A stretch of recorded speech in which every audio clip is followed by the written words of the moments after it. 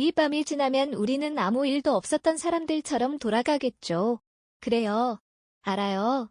그러니까 지금 저를 안아주세요. 그 말이 끝나자 방 안의 공기가 달라졌습니다. 그는 아무 말 없이 제 눈을 깊이 바라보더니 조심스럽게 다가와 손끝으로 제 머리카락을 귀 뒤로 넘겼습니다. 그 작은 동작 하나에도 제 심장은 세차게 뛰었고 우리는 아무 말 없이 서로의 온기를 확인하듯 입술을 포개었습니다. 그의 숨결이 깊어질수록 제 몸은 조금씩 무너지고 있었죠. 그가 제 허리를 감싸 안고 천천히 호텔 침대 쪽으로 걸음을 옮겼습니다. 방 안은 조명이 낮고 창가로 비치는 도시의 불빛만이 우리를 감싸고 있었습니다. 그의 손이 제 가운을 풀어갈 때 저는 가만히 눈을 감은 채 오랫동안 잊고 있던 감각들이 살아나는 걸 느꼈습니다. 제 손도 자연스럽게 그의 셔츠를 풀어내렸고 피부가 맞닿는 순간마다 숨이 짧아졌습니다. 서로를 느끼는 그 짧고도 긴 순간들 속에서 시간은 천천히 그러나 확실히 흐르고 있었습니다. 그날 밤 저는 누군가의 아내도 엄마도 아닌 그저 한 사람의 여자로서 온전히 존재하고 있었습니다. 하지만 그 순간이 끝나고 나면 우리가 어디로 향하게 될지 그 누구도 말할 수 없다는 걸 그때는 아직 알지 못했습니다. 여러분 방금 보신 장면이 63세 여성의 실제 상황이라면 이뤄지시나요? 놀랍게도 이 얘기는 제가 여수여행에서 만난 한 신사분과 있었던 실제 경험에 관한 이야기입니다. 오늘 저는 여러분에게 용기를 내어 제 사연을 들려드릴까 합니다. 이렇게 공개하기까지 많이 망설였지만 생각보다 저와 같은 일을 겪은 분이 많아 함께 공감하고 싶어 많은 고민 끝에 제 얘기를 공개할게요. 이야기를 시작하기 전 구독과 좋아요 알림 설정을 눌러주세요. 그리고 저에게 해주시고 싶은 얘기나 의견이 있으시다면 댓글을 남겨주세요. 저와 비슷한 일을 겪고 계시는 누군가에게는 크나큰 힘이 됩니다. 안녕하세요. 저는 이혜진입니다. 목동에서 혼자 살고 있는 63세 여성입니다. 30년 동안 동네에서 유치원을 운영했었습니다. 6년 전 남편을 갑작스럽게 떠나 보낸 후 지금까지 홀로 지내고 있습니다. 매일 오전 8시에 일어나서 혼자 아침을 먹습니다. 식탁에 앉으면 빈 의자가 자꾸 눈에 들어와서 침문을 펼쳐놓고 있는 척합니다. 오전에는 집 청소를 하거나 빨래를 합니다. 점심은 대충 냉장고에 있는 반찬으로 해결하고 오후에는 동네 산책을 나갑니다. 저녁 준비가 가장 힘듭니다. 혼자 먹을 밥을 차리기가 이렇게 귀찮을 줄 몰랐습니다. 가끔 딸이 안부 전화를 하면 잘 지내고 물어보는데 그냥 잘 대답합니다. 실제로는 말 상대가 그리워서 혼자 중얼거리는 날이 많은데 그런 얘기는 할 수 없으니까요. 그러던 어느 날 딸 서연이가 갑자기 찾아왔습니다. 엄마 어버이날 선물로 여수여행 어때? 나랑 둘이 오랜만에 여행 가자. 내가 예약할게. 정말 오랜만에 딸과 함께하는 여행이라니 기대가 되었습니다. 그런데 출발 하루 전에 서연이가 황급히 전화를 했습니다. 엄마 큰일 났어. 수민이가 갑자기 열이 40도까지 올라서 응급실 가야 돼. 여수여행은 취소될 것 같아. 미안해. 엄마. 서연이의 아들 제 손자 수민이가 아프다니 걱정이 앞섰습니다. 그럼 당연히 취소해야지. 우리 수민이가 먼저야. 그런데 조금 망설이더니 서연이가 말했습니다. 엄마 근데 생각해보니까 호텔 예약 하루 전에 취소면 아마 절반도 환불 못 받을 것 같은데 혼자라도 다녀올래? 혼자 여행을 어떻게 가니? 그래도 엄마 너무 아까워. 요즘 날도 좋은데 엄마 혼자라도 갔다 와. 알았지? 친구분들 섭외 좀 해봐. 딸이 그렇게 일방적으로 말하더니 전화를 끊었습니다. 저는 급하게 동네 친구들에게 연락해보았습니다. 영자야 내일 여수여행 같이 갈래? 어머 미안해. 내일 병원 가기로 했어. 두냐 너 내일 시간 돼? 나랑 여수 가자. 호텔비랑 내가 낼게. 아이고 갑자기 그러면 어떻게 며느리가 친정에 가서 내가 손잡아야 해. 결국 모든 친구들이 안 된다고 했습니다. 너무 급작스럽게 연락한 탓이었죠. 그래서 어쩔 수 없이 혼자 가기로 했습니다. 다음날 화요일 KTX를 타고 여수로 향했습니다. 혼자 여행이라니 이런 경우가 생길 줄 몰라서 기차 안에서도 계속 어색했습니다. 엑스포 근처 가장 좋은 호텔에 도착하니 깔끔하고 규모가 컸습니다. 체크인을 하고 방으로 올라가는데 복도에서 한 남자분과 마주쳤습니다. 안녕하세요. 그분이 먼저 인사를 건넸습니다. 키가 177cm 정도 되어 보였고 깔끔하게 빗어넘긴 회색 머리가 인상적이었습니다. 처음 오셨나요? 네. 그런데 어떻게 아세요? 표정에서 보여요. 저도 처음 왔을 때 그랬거든요. 낯선 남자가 말을 거는 게 조금은 불편하게 느껴져 얼른 방으로 들어와 버렸지요. 저녁 식사 시간에 호텔 레스토랑으로 내려갔는데 웬걸 혼자 온 손님이 저뿐이었습니다. 가족들이나 커플들만 보이니까 괜히 민망했습니다. 그런데 직원이 제게 다가왔습니다. 손님 정말 죄송하지만 오늘 예약이 많아서 저희 식당 이용하고 싶으시면 테이블을 합석해도 괜찮으실까요? 대신 드신 금액에서 20% 할인해드리 했습니다. 배가 고프기도 했고 지금 나가서 식당을 찾기도 뭔가 귀찮아 직원의 제안을 받아들이기로 했습니다. 그때 직원이 가리킨 곳을 보니 복도에서 만났던 그 남자분이 혼자 앉아 계셨습니다. 네, 알겠어요. 그렇게 해서 저희는 같은 테이블에 앉게 되었습니다. 또 만나네요. 김태호라고 합니다. 이유진입니다. 식사를 시작하는데 어색한 침묵이 흘렀습니다. 그런데 태호 씨가 먼저 말을 꺼냈습니다. 어디에서 오셨어요? 저는 서울에서 왔어요. 저도 서울에서 왔는데 혹시 어디 사세요? 초면에 사는 동네까지 물어보는 것 같아 잠시 망설였지만 대답해줬습니다. 저는 목동 살아요. 그러세요? 저는 강서구 하곡동 살아요. 그래, 안 머네요. 그쪽 동네에 오래 사셨어요? 네, 목동에서 오래 살았어요. 딸이 오목교역 쪽에서 가게 하고 있어서 한 번씩 거기 가서 있다 오기도 하고 그렇게 지내요. 저도 모르게 제 얘기를 하고 있었어요. 저 오목교역 자주 가는데 정말 반갑네요. 우리 어쩌면 이전에 스쳤을 수도 있겠는데요. 그렇게 말하며 그는 환하게 웃었습니다. 그 환한 미소에 잠시 가슴이 두근거렸어요. 혹시 어떤 일 하셨어요? 유치원을 했었어요. 태호 씨는요, 은행에서 지점장을 했습니다. 그 순간 뭔가 친근감이 느껴졌습니다. 멀지 않은 동네 사는 데다 둘 다 사람을 많이 만나는 일을 했으니까요. 그럼 스트레스가 많으셨겠네요. 맞습니다. 그런데 혜진 씨도 아이들 상대하느라 힘이 섰을 텐데요. 그러다 침묵이 살짝 흐른 후 그가 입을 열었습니다. 그런데 여수에는 왜 혼자 오셨어요? 부부님께서는 동행 안 하시고, 저 6년 전에 사별했어요. 딸이 여행 가자고 했는데 손자가 갑자기 아파서 혼자 오게 된 거예요. 정말 죄송해요. 괜히 물었네요. 아니에요. 이제 많이 괜찮아졌어요. 그나저나 태호 씨는 어째서 홀로 오신 거죠? 사실 저도 아내와 사별한 지 4년 됐습니다. 처음에는 정말 힘들어서 거의 삶을 포기하고 싶었었는데 여기저기 바닷가로 여행 다니면서 조금씩 극복하는 중이었어요. 씁쓸하게 웃는 그의 미소에 뭔가 마음 한구석이 저려왔습니다. 배우자를 잃은 그 아픔을 누구보다 더 잘 알기에 그 쓸쓸한 표정이 제 가슴을 파고들었습니다. 긴 침묵 끝에 그가 입을 열었습니다. 내일 스케줄 어떻게 계획하셨어요? 태호 씨가 물었습니다. 사실 딸이 계획을 짜놨던 터라 저는 어디 갈지 아무 계획이 없었습니다. 우물쭈물하고 있었더니 갑자기 혹시 불편하시지 않으시다면 저와 함께 내일 여수를 둘러보실래요? 라고 그가 물었습니다.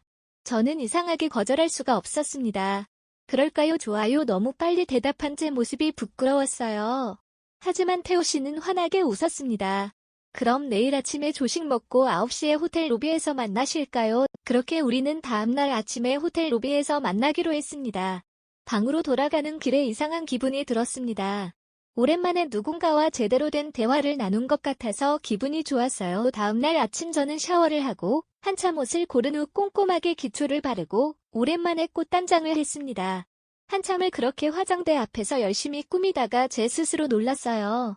내가 왜 이렇게 신경을 쓰지? 그러고는 어서 챙겨 내려갔습니다. 그리고 호텔 조식당에서 태호 씨를 보자 환하게 웃으며 반기는 모습에 마음 한켠이 따뜻해졌습니다. 어제 잘 주무셨나요? 네, 오랜만에 바다 소리 들으며 잠드니까 좋았어요. 혜진 씨는요? 저도 그랬어요. 혼자 온 사람끼리 자연스럽게 같은 테이블에 앉게 되었습니다. 오늘 화사하시네요. 소녀 같으시고 태호 씨의 그 말 한마디에 얼굴이 화끈 달아올랐습니다. 조식을 어떻게 먹었는지 모를 정도로 심장이 두근거렸어요. 우리 오늘 오동도 가시는 거 어떠세요? 그 유명한 오동도요. 좋아요. 제가 웃으면서 대답하자 태호 씨도 인자하게 미소 지었습니다. 서둘러 조식을 마친 후 방에 가서 한 번 더 정비를 마치고 로비에서 태호 씨를 만났습니다. 저를 기다리고 서 있는 뒷모습을 보니 뭔가 마음이 설레더군요. 내가 왜 이러지? 왜 이렇게 긴장되지? 스스로를 돌아보며 마음을 진정시켰습니다.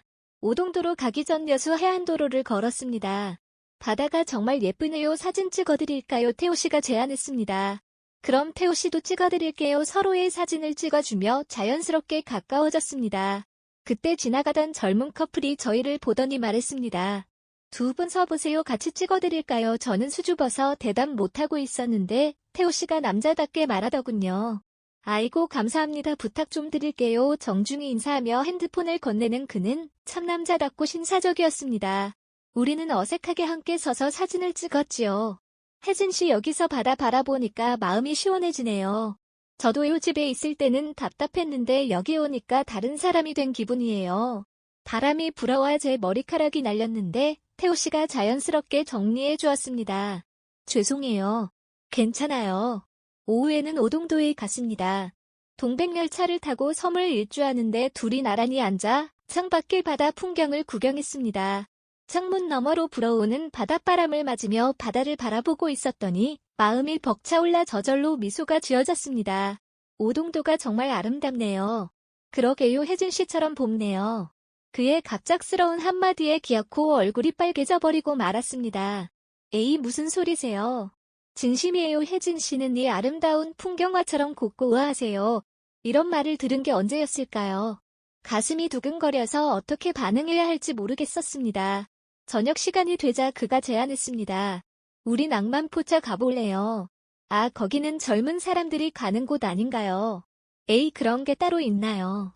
우리는 여수에서 젊은 사람들이 많이 간다는 낭만포차에 갔습니다. 그곳에 도착하니 사람들이 자리를 메우고 왁자지껄 에너지를 뿜어내고 있었습니다. 그런 젊은 열기 속에 앉아 있었더니 왠지 저도 모르게 기분이 들떴습니다. 회는 어떠세요? 좋아해요. 태호 씨도 좋아하시나 봐요. 네, 특히 여수회는 유명하잖아요. 신선한 회를 먹으며 소주 한 잔씩 기울였습니다. 혜진 씨 솔직히 말씀드리면 태호 씨가 조심스럽게 말을 꺼냈습니다. 아내를 떠나보낸 후 이렇게 편안한 기분을 느낀 건 처음이에요. 혜진 씨와 함께 있으니까 외롭지가 않아요. 제 마음도 똑같았습니다. 저도 그래요. 태호 씨랑 이야기하니까 시간 가는 줄 모르겠어요. 이런 기분이 언제 이후인지. 식사 후 둘이서 여수 해상 케이블카를 탔습니다. 밤이 되니 여수 시내 불빛이 바다에 반사되어 정말 아름다웠습니다. 우와, 이게 바로 여수 밤바다구나. 제가 감탄하자 태호 씨가 말했습니다. 혜진 씨 여수 밤바다 노래 아세요? 네, 유명한 노래죠. 그러자 돌연 태호 씨가 스마트폰을 꺼내더니 그 노래를 틀었습니다. 버스커의 여수 밤바다가 그의 핸드폰 스피커를 통해 흘러나왔습니다. 케이블카 안에서 둘이서 그 노래를 들으며 여수 야경을 바라보는데 이런 순간이 꿈만 같았습니다. 이 노래 들으니까 더 예쁘네요. 태호 씨가 말했습니다. 정말 그래요. 노래와 풍경이 완벽하게 어울려요. 노래 가사처럼 정말 불빛들이 우리를 반기는 것 같았습니다.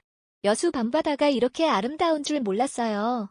제가 감탄하며 창밖을 바라보고 있는데 갑자기 태호 씨가 제 손을 살며시 잡았습니다. 혜진 씨와 함께 보니까 저에게는 세상에서 가장 아름다운 풍경이에요. 태호 씨의 목소리가 떨렸습니다. 그 순간 제 심장이 쿵쾅거렸습니다. 이런 감정을 느낀 게 정말 오랜만이었습니다. 태호 씨 저도 모르게 그의 이름을 불렀습니다. 케이블카 안에서 둘만의 시간 여수 야경과 함께 흐르는 음악 그리고 우리 두 사람이 모든 게 한 편의 영화 같았습니다. 태호 씨가 제 얼굴을 바라보며 말했습니다. 혜진 씨 이런 말씀 드려도 될까요? 혜진 씨를 만나고 나서 제 마음이 다시 뛰기 시작했어요. 너무 짧은 시간이라 제가 미친놈처럼 보일 수도 있겠지만 상관없어요. 그의 갑작스러운 고백에 제 심장이 터질 것 같았습니다. 황당했지만 뭔가 짜릿하면서 너무 감동적이었어요.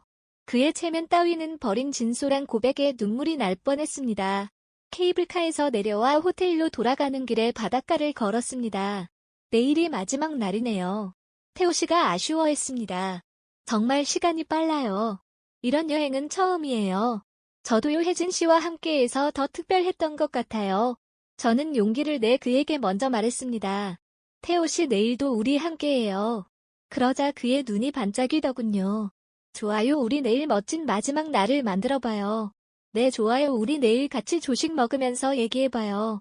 그럴까요? 일단 여수의 예술랜드 관람차가 유명하다던데 거기 갔다가 어디 들릴지 계획 짜보게요. 예술랜드요. 네, 거기 관람차가 생겼대요. 멀리 바다를 내려다볼 수 있대요. 우리 내일 그거 꼭 타요. 마치 어린아이가 들떠서 말하듯 그는 신이 난 표정을 말했습니다. 방에 돌아와서도 온종일 태호 씨와 함께한 시간들이 머릿속을 맴돌았습니다. 이런 기분을 느낀 게 정말 오래된 것 같았어요. 가볍게 샤워를 하고 가운을 입은 채 거울 앞에 섰을 때 심장이 두근거리는 걸 느꼈습니다. 그의 미소, 그의 목소리, 그리고 조심스런 말투와 눈빛 하나하나가 아직도 제 마음을 설레게 했습니다. 그리고 그의 고백 그 순간에는 다 표현하지 못했지만 저도 이 짧은 시간 동안 그에게 완전히 끌렸다는 걸 인정하지 않을 수 없었습니다. 냉장고에서 생수를 꺼내 한 모금 마신 후 그의 생각에 잠긴 채 거울을 들여다보고 있던 그때 갑자기 조용히 방문을 두드리는 소리가 들렸습니다. 혜진 씨, 저예요, 태호입니다. 그 순간 심장이 한 번 더 크게 뛰었습니다. 문을 열자 복도 불빛 아래에선 태호 씨의 얼굴이 조심스럽게 떨리고 있었습니다. 그 눈빛은 말로 설명할 수 없는 따뜻함과 망설임이 함께 담겨 있었습니다. 잠깐 얼굴만 뵙고 싶어서요. 괜찮으시다면? 그가 그렇게 말하자 저도 모르게 고개를 끄덕였습니다. 그가 방 안으로 들어오고 문이 닫히는 순간 공기마저 달라지는 듯 했습니다. 저는 입고 있던 가운을 조금 더 여며지만 글쎄요, 뭔가 부끄러웠지만 다른 생각은 들지 않았어요. 둘 사이에 흐르던 어색한 정적을 깬 건 태호 씨의 낮은 목소리였습니다. 오늘 하루 정말 꿈받았습니다.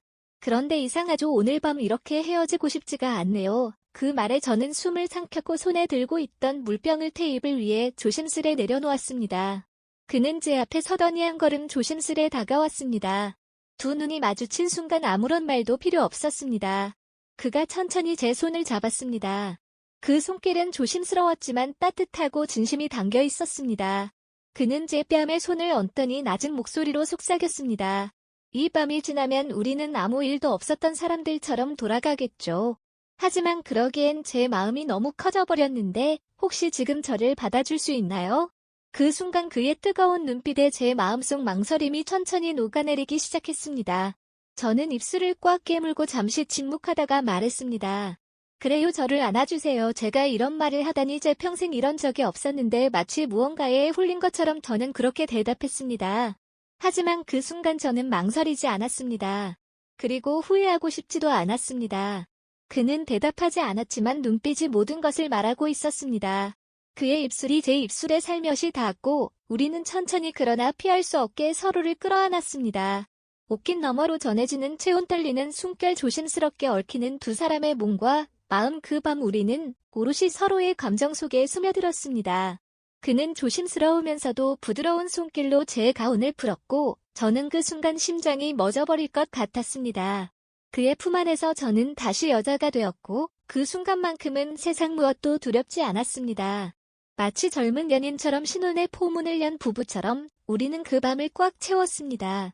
방 안은 열기로 가득했고 우리의 숨소리만이 고요한 침묵을 간간히 깨뜨릴 뿐이었습니다.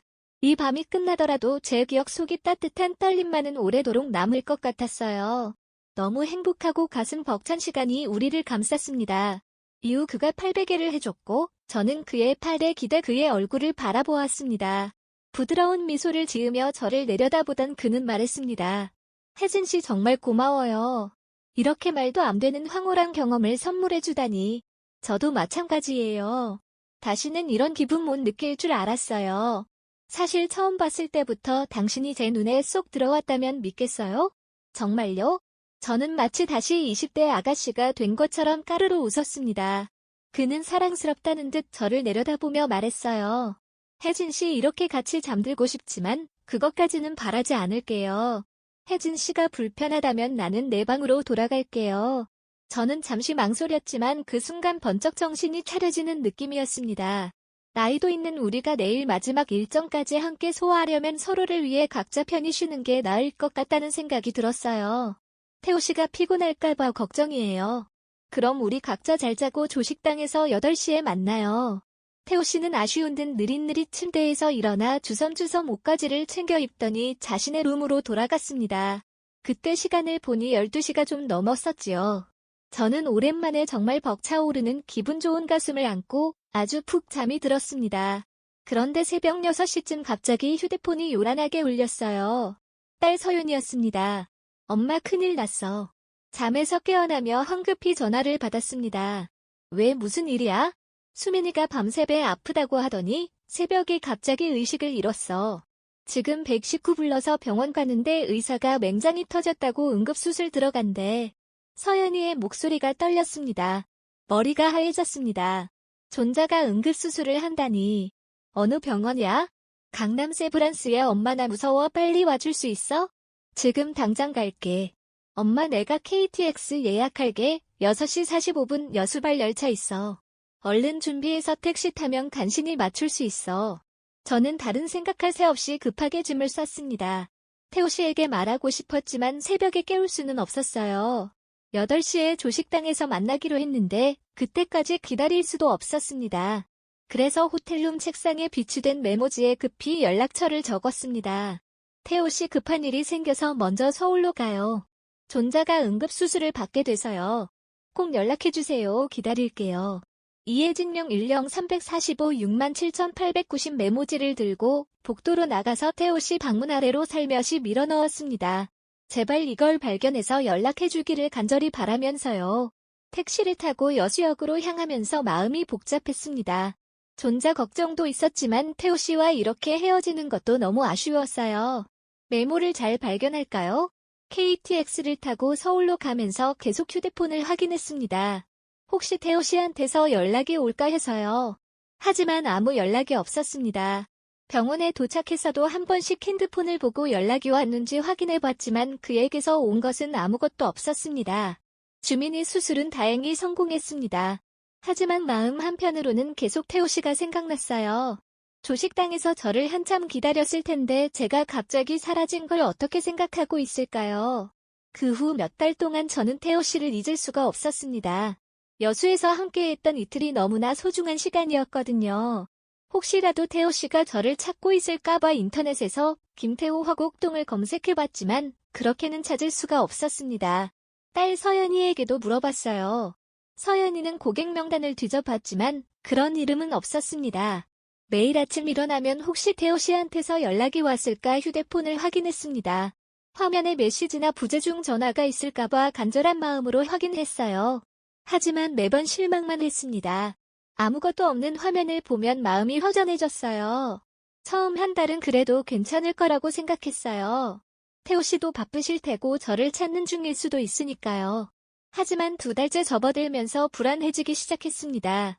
혹시 제게 실망하신 건 아닐까 갑자기 사라진 제 행동이 무례해서 화가 났을까 그날 있었던 일이 그냥 하룻밤의 해프닝으로 치부돼버린 걸까 그에게는 이제 아무 의미 없는 것일까 밤마다 잠자리에 누우면 여수에서의 시간들이 생생하게 떠올랐어요. 마침표. 케이블카에서 제 손을 잡았던 따뜻한 손길 혜진 씨를 만나고 나서 제 마음이 다시 뛰기 시작했어요 라고 했던 그 진심 어린 고백 모든 게 꿈이었나 싶을 정도로 멀게 느껴졌습니다. 3번째 달이 지나갈 때쯤 정말 견디기 힘들었어요. 하루는 참다 못해 여수 호텔에 직접 전화해봤습니다. 5월에 거기 투숙했던 김태호라는 고객의 연락처를 알 수 있을까요? 하지만 호텔 측에서는 죄송하지만 개인정보보호법 때문에 알려드릴 수 없습니다. 라고만 대답할 뿐이었습니다. 딸 서연이가 제 모습이 이상하다는 걸 눈치챘나 보더군요. 엄마 요즘 무슨 일 있어 맨날 한숨하시고 아무것도 아니야 하지만 속으로는 너무 답답했어요. 태호 씨는 정말 저를 잊어버린 걸까요? 4번째 달 5번째 달이 지나면서 이제는 체념하기 시작했습니다. 아마도 태호 씨에게는 저와의 만남이 그저 여행지에서의 추억 정도였나 봅니다. 저 혼자 너무 큰 의미를 부여했던 건 아닐까요? 63세다 늙은 여자가 무슨 기대를 했던 걸까요? 어느 날 딸네 베이커리를 방문해 일손을 조금 돕고 손님이 줄자 잠시 멍하게 앉아 있었더니 딸이 묻더군요. 엄마 아무래도 이상해 진짜 요즘 왜 그러는 거야 뭔가 마음이 딴 데 가 있는 것 같아 뭔가 있지 엄마 나한테도 말해봐 대체 무슨 일이야 그러다 엄마 병 나겠어 딸의 걱정스러운 얼굴을 쳐다보다가 저는 결국 참지 못하고 눈물을 터뜨렸습니다. 서연아 엄마가 여수에서 한 분을 만났었어 뭐라고 그게 대체 무슨 말이야 김태호라는 분인데 정말 좋은 분이셨어. 그런데 갑자기 헤어지게 됐거든. 서연이는 너무도 놀란 표정이었지만 제 어깨를 감싸며 다정하게 얘기해주더군요. 엄마 혹시 그래서 그동안 우울했던 거야 연락처도 못 받고 헤어져서 찾을 방법이 없어 너무나 힘들구나 그랬구나. 그래서 베이커리 손님 중에 김태호 씨 있냐고 물어봤던 거네 엄마. 얼마나 힘들었을까 딸의 그 한마디에 제 가슴이 후련해지는 것 같았습니다. 미안해. 엄마가 이 나이에 이런 얘기하는 게 이상하지. 너한테 지금 얘기하면서 후련하기도 하지만 너무 민망해 무슨 소리야 엄마도. 행복할 권리가 있잖아. 그분 정말 좋으셨나 봐. 그치 오랜만에 마음이 설렜어. 그런데 답이 오지 않아 이쯤이면 이제는 포기해야겠지. 서연이가 제 손을 잡아주었어요. 엄마 운명이라면 다시 만날 수 있을 거야. 포기하지 마.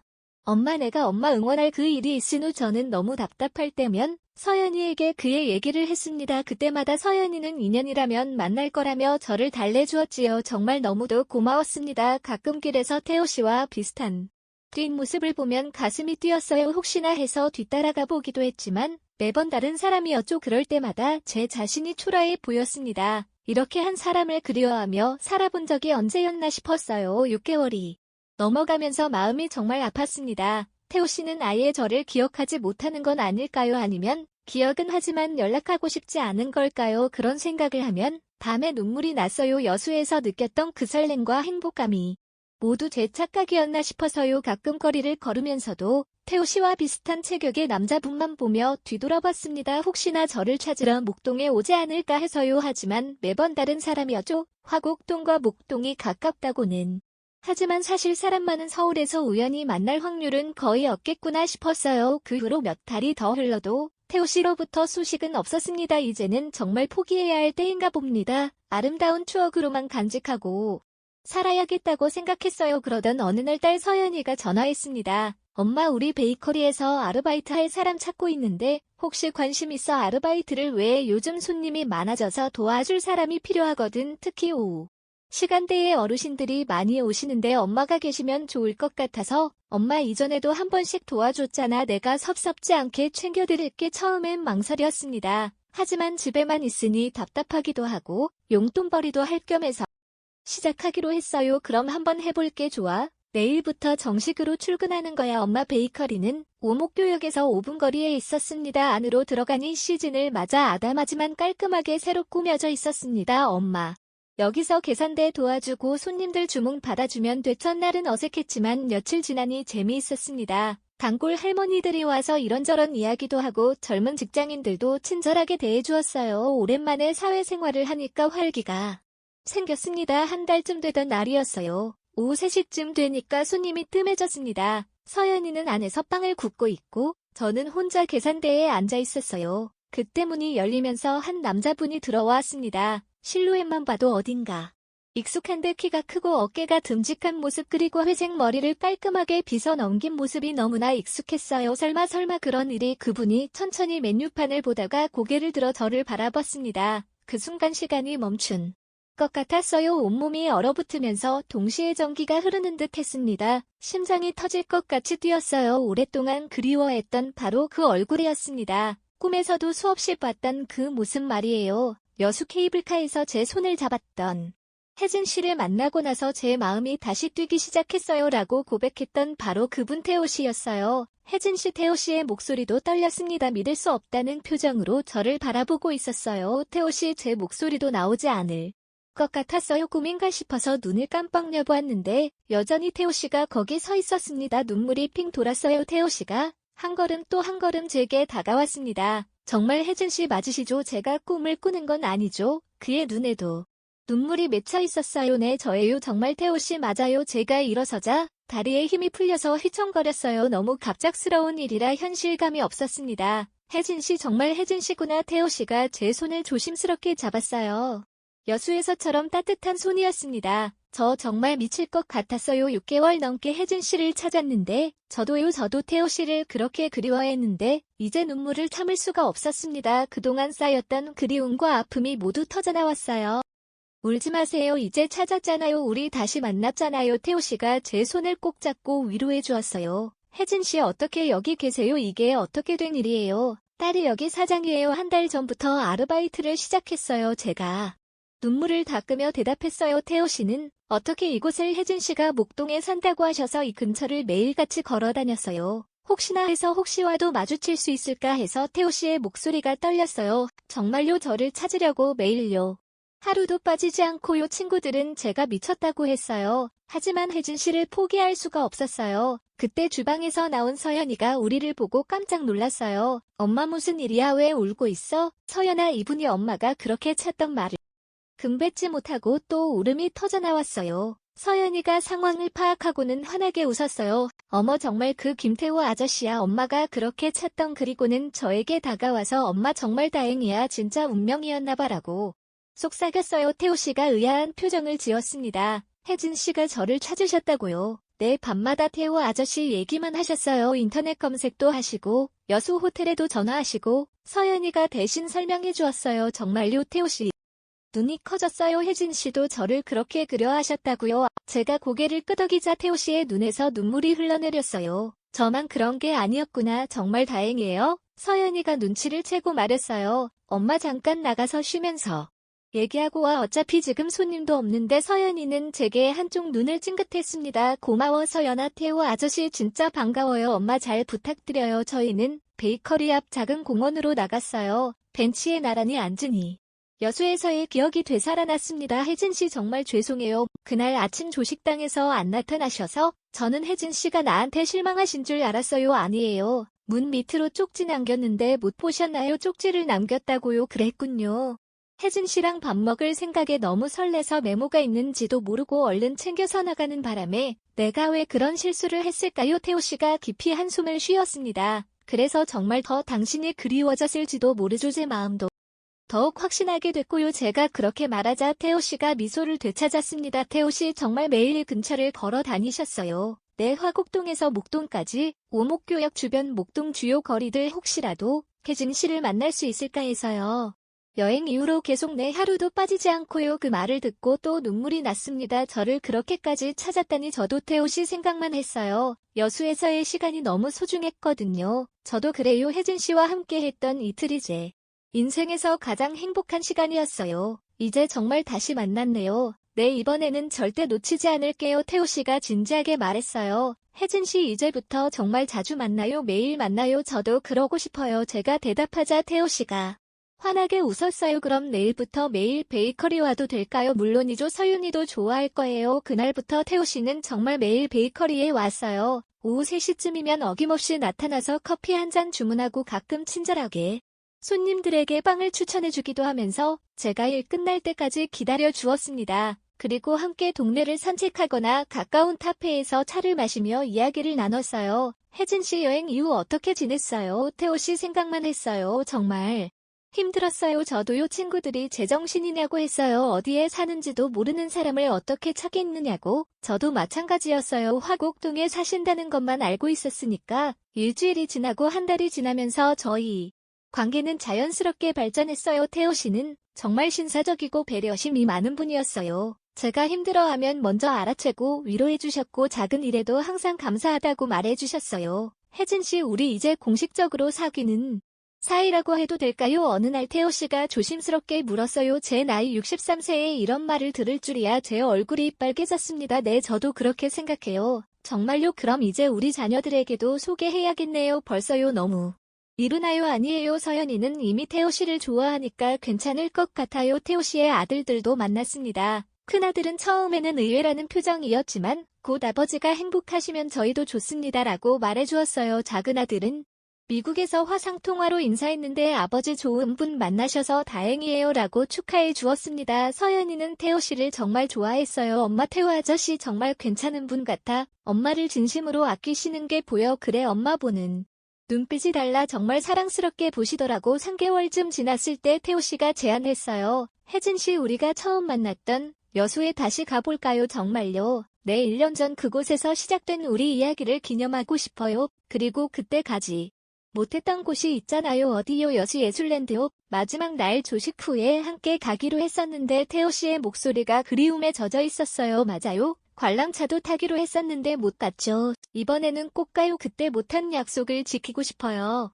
태호 씨가 제 손을 잡으며 말했어요. 네, 그렇게 해요. 정말 기대되네요. 2주 후 저희는 다시 여수행 KTX에 몸을 맡겼습니다. 1년 전에는 혼자 창밖만 보던 여행길이었지만 이번에는 태호 씨와 손을 잡고 함께 조용히 얘기하기도 하고 그의 어깨에 기대 바깥 풍경을 감상하기도 하면서 여수로 향했습니다. 여수 엑스포역에 내렸을 때는 가슴이 뭉클했어요. 1년 전이 역에서 내릴 때는 태호 씨를 만날 줄 꿈에도 몰랐어요. 저도요. 그때는 그냥 혼자 온 쓸쓸한 여행객이었는데 같은 호텔 같은 층의 방을 잡았어요. 물론 각자 방이었지만 복도에서 마주칠 때마다 1년 전의 설렘이 되살아났습니다. 혜진 씨, 내일 예술랜드 가기 전에 우리가 처음 만났던 그 레스토랑에서 저녁 먹을까요? 다음날 저녁 정말 1년 전 그 자리에 앉았어요. 혼자 온 손님끼리 합석했던 바로 그 테이블이었습니다. 여기 앉아서 처음 인사했을 때가 생각나네요. 저도요 그때 태호 씨가 또 만나네요 라고 하셨죠. 혜진 씨 그때 내 첫인상이 어땠어요? 정말 신사 같다고 생각했어요. 말씀도 차분하시고 눈빛도 따뜻하고 저는 혜진 씨가 너무 우아하다고 생각했어요. 웃을 때 눈가주름도 예쁘고 그의 칭찬에 저는 또다시 20대 아가씨가 된 것처럼 수줍게 웃었습니다. 이튿날 아침 드디어 여수 예술랜드로 향했습니다. 조각공원 입장권을 끊어 멋진 조형물들을 감상했어요. 와 정말 예쁘네요. 1년 전에 왔다면 더 좋았을 텐데 태호 씨가 아쉬워했어요. 아니에요. 지금이 더 좋아요. 이렇게 서로의 소중함을 깨닫고 와서 더 의미 있어요. 제가 태호 씨 팔짱을 끼자 그가 환하게 웃었어요. 그러게요. 그 말을 듣고 보니 더 특별하네요. 예술랜드를 한 바퀴 둘러보고 드디어 관람차 앞에 섰습니다. 높이 솟은 거대한 관람차를 올려다 보니 가슴이 두근거렸어요. 무서우면 안 타도 돼요. 아니에요. 태호 씨와 함께라면 무섭지 않아요. 관람차에 올라타자 천천히 위로 올라가기 시작했어요. 여수 돌산바다가 점점 넓게 펼쳐졌습니다. 와 정말 아름다워요. 가장 높은 곳에 도착했을 때 태호 씨가 제 손을 잡았어요. 혜진 씨 여기서 정식으로 말씀드리고 싶은 게 있어요. 뭐요? 갑자기 진지해진 태호 씨의 표정에 심장이 빨라졌어요. 혜진 씨 저와 결혼해주세요. 태호 씨가 작은 상자를 꺼냈어요. 반지가 들어있었습니다. 1년 전 이 도시에서 혜진 씨를 만나 제 인생이 완전히 바뀌었어요. 여행 갔다 돌아온 후 혜진 씨를 그리워하면서 깨달았어요. 혜진 씨 없는 제 인생은 의미가 없다는 거요. 눈물이 핑 돌았어요. 태호 씨, 혜진 씨. 남은 인생을 함께 해주세요. 아침에 일어나면 혜진 씨가 옆에 있고 저녁에 집에 들어가면 혜진 씨가 기다려주시는 그런 삶을 살고 싶어요. 네, 제가 울면서 대답했어요. 정말요? 네, 저도 태호 씨와 함께 하고 싶어요. 태호 씨가 제 손가락에 반지를 끼워주었어요. 딱 맞았습니다. 사랑해요. 혜진 씨 저도 사랑해요. 태호 씨 관람차 안에서 우리는 살포시 입을 맞추었습니다. 63세와 67세의 늦은 사랑이었지만 그 어떤 젊은 날의 사랑보다 진실하고 깊었습니다. 관람차에서 내려와서도 손을 꼭 잡고 걸었어요. 태호 씨 정말 꿈 같아요. 저도요 1년 전 여기 오기로 했다가 못 온 게 오히려 다행인 것 같아요. 왜요? 그때 왔다면 그냥 예쁜 추억으로 끝났을 텐데 지금 와서 프로포즈까지 하게 되었잖아요. 태호 씨의 말에 웃음이 났어요. 맞아요. 모든 게 완벽한 타이밍이었나 봐요. 그날 저녁 호텔 레스토랑에서 우리의 약혼을 축하하는 조촐한 만찬을 가졌어요. 건배 와인잔을 붙이며 우리는 웃었습니다. 손가락에 반지가 조명에 반짝였어요. 혜진 씨 언제 결혼식을 올릴까요? 우리 서두르지 말아요. 천천히 준비해요. 그래도 너무 늦지는 말고요. 이 나이에 시간이 아까워요. 태호 씨의 말에 고개를 끄덕였어요. 다음날 서울로 돌아와서 가족들에게 소식을 알렸어요. 서연이는 눈물을 흘리며 기뻐했어요. 엄마 정말 축하해. 너무 행복해 보여. 태호 씨의 아들들도 진심으로 축하해 주었습니다. 한 달 후 저희는 아담한 결혼식을 올렸습니다. 화려하지는 않았지만 두 가족이 모두 참석한 따뜻한 결혼식이었어요.